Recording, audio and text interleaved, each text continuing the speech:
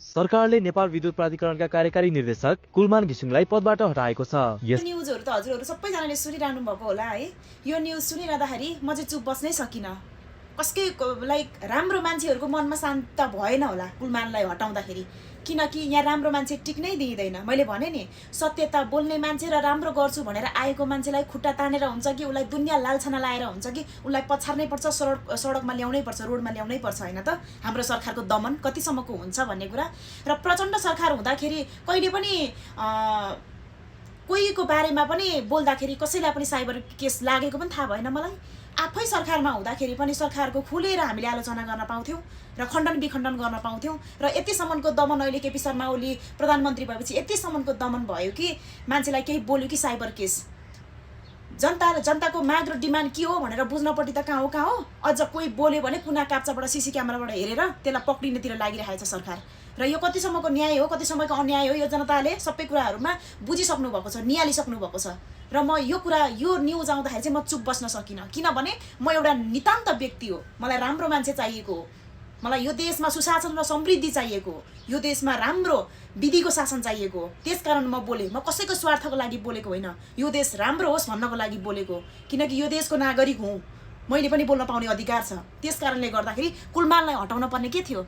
चोरलाई त अरूले दिएको हात थापेर खाँदा मात्रै सन्तोक हुँदैन नि त, चोर्नै पर्छ नि त चोरलाई। हो, त्यसकारण चोर सरकारले चोर्न पाएन, त्यसकारणले कुलमानलाई हटायो।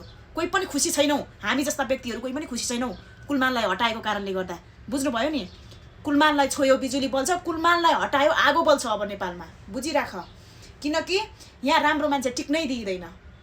चोर सरकार मुर्दाबाद। राम्रोलाई राम्रो भन्न सक्नुपर्छ। आएका जोसुकै आउन्, मान्छेले इगोले काम गर्ने होइन। जनताको मन रिझाउनको लागि इगो हट गर्नु भएन। बुझ्नुभयो नि? राम्रो काम गरेर देखाउने हो जनतालाई। नराम्रा भएका मान्छे पनि राम्रा हुन्छन्, बिग्रेको सम्बन्ध पनि राम्रो हुन्छ।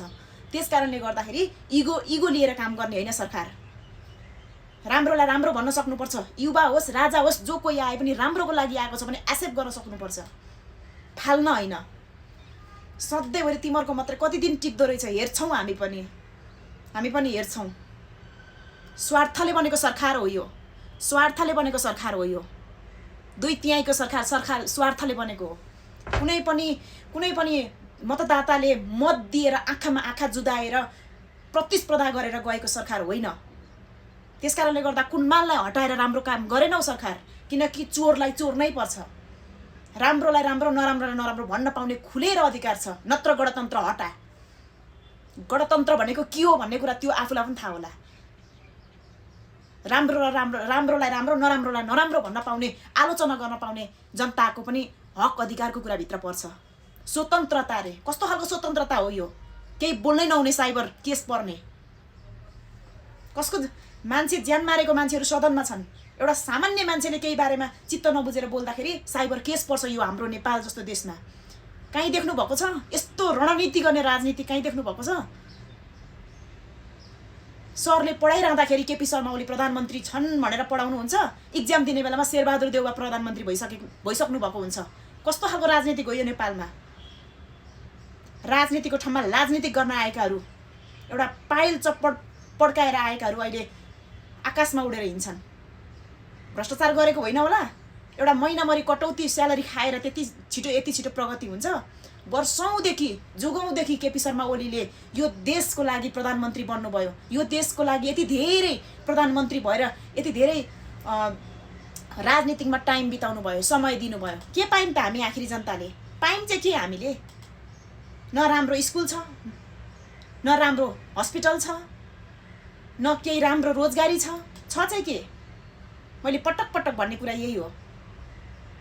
र कुनै पनि व्यक्तिले, म एउटा सरकारदेखि संसदसम्मलाई के भन्न चाहन्छु भने, कोही पनि व्यक्तिले तपाईहरूले सञ्जालमा आएर बोलेका कुराहरूलाई हामीले खण्डन विखण्डन गर्ने अधिकार हाम्रो नितान्त अधिकार छ।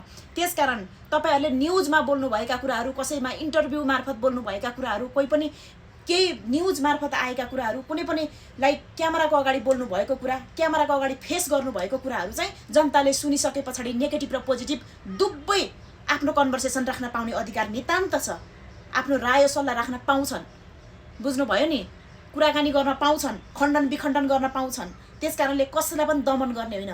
राम्रो मान्छे जस्तो सुकै आओस् इगोले काम गर्ने होइन, एक्सेप्ट गर्न सक्नुपर्छ। युवा आओस् जोसुकै आओस्, नयाँ पार्टी आओस् जोसुकै आओस्, किनभने राम्रोको लागि आएको छ भने उसलाई त अब समर्थन गर्नुपर्छ। किनभने नि तपाईँहरूले भन्नुहुन्छ नि नेपाल त्यति धेरै पर गएको छैन, त्यति धेरै बिग्रेको छैन, त्यति धेरै केही भएको छैन नेपाल, अलिकता सिस्टम मात्र बिग्रेको हो भन्नुहुन्छ। तपाईँहरू जस्तोलाई केही पनि बिग्रेको छैन, किनभने तपाईँहरूलाई त जे गर्दा पनि हुन्छ क्या यहाँनिर। किनभने अथाह सम्पत्ति जोडिहाल्नु भएको छ, अथाह पैसा नेपालमा मात्र नभएर कम्बोडियासम्म लगेर लगानी गर्नुभएको छ। तपाईँहरूलाई के हुन्छ? तपाईँहरूलाई 20औं वर्षमा मन्दी लागे पनि तपाईँहरूलाई केही हुँदैन, आफ्नो पैसा खानुहुन्छ बस्नुहुन्छ। तर हामी जस्तो सर्वसाधारणलाई त गाह्रो हुन्छ नि, त्यस कारण बोलेको हो, बुझ्नुभयो? र राम्रोलाई राम्रो नराम्रोलाई नराम्रो भनेर छुट्याउन सक्नुपर्छ, पार्टीगत हिसाबमा होइन। व्यक्ति चुन्ने हो मान्छेले, पार्टी पनि खराब होइन, किनकि पार्टीको नाम खराब होइन, काम गर्ने कार्यकर्ताहरू गनाएका हुन्, कार्यकर्ताहरू खराब हुन् भनेर मैले पटक पटक भनिरहेको छु। त्यस कारणले गर्दाखेरि कि बोल्नै भएन, बोलिसके पछाडि पचाउनुपर्छ। रङ राइट के हो भनेर छुट्याउन सक्ने जनता छन् नै, बुझ्नुभयो नि? नेपाल अहिले पुरै के लोड सेडिङ मुक्तै भइसकेको थियो क्या। यति राम्रो काम गर्नुभएको छ होइन त कुलमानले। सबै मान्छेहरूले तारिफ गर्दाखेरि, सबै जनताले रुचाइरहँदाखेरि यिनै ठुल्ठुला निकायका टाउकेहरूले मात्रै नरुचाउनुको रिजन चाहिँ के हो क्या कुलमानलाई? राम्रोलाई त राम्रो भन न यार, राम्रो गरेको छ त राम्रो भनिदेऊ न। कुलमान आउनुभन्दा अगाडि कति धेरै चाहिँ लोड सेडिङ हुन्थ्यो भन्ने कुरा त यो त सबै कुराहरू जगजाहेरै छ त, सबैलाई थाहा भएकै कुरा हो त। किन थाहा पाएर पनि बुझ पचाउँछौ जनताहरू, टाउकेहरू?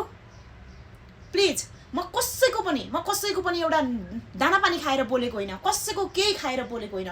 तर रङ र राइट छुट्याइदेऊ। कोही मान्छेले राम्रो काम गरेको छ भने त्यो मान्छेको तारिफ गर्दाखेरि तिमीलाई के हुन्छ? किन पोल्छ? राम्रोलाई राम्रो भन्न नपाउने हो? यतिसम्म दमन गर्ने, यतिसम्म अन्याय गर्ने, अब चुप बस्ने बेला आएकै छैन। किनभने परिवर्तन त चाहिन्छ, परिवर्तन चाहिन्छ। अब चुप बस्दैनन् नेपाली जनता। अब 25 करोड पैसा लगेको छ ट्रकमा, 25 करोड। त्यो पैसा अहिले के भनेर आएको छ? नक्कली रहेछ अरे। खुलेर भन न यार, खुलेर भन न। अब आउने मिसन 84 मा हामीले एकदमै धेरै पैसा ओछ्याएर मत जित्नको लागि हामीले मिसन 84 को लागि यो साँचेको भनेर भन न बरु।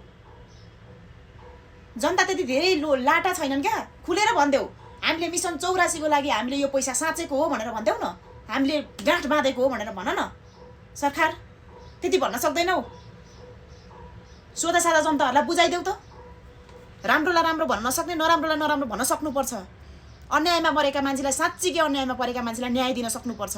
यस्ता सानातिना कुराको पछाडि लाग्ने हो भने क्यामेरा पछाडि बस्ने, घरमा बस्ने, पचाउन सकिँदैन भनेदेखि त्यस पछाडि सञ्जालमा आइसके पछाडि आलोचना पनि खेप्नुपर्छ र कसैले तारिफ गर्छन् भने त्यो पनि योग्य हुन्छ।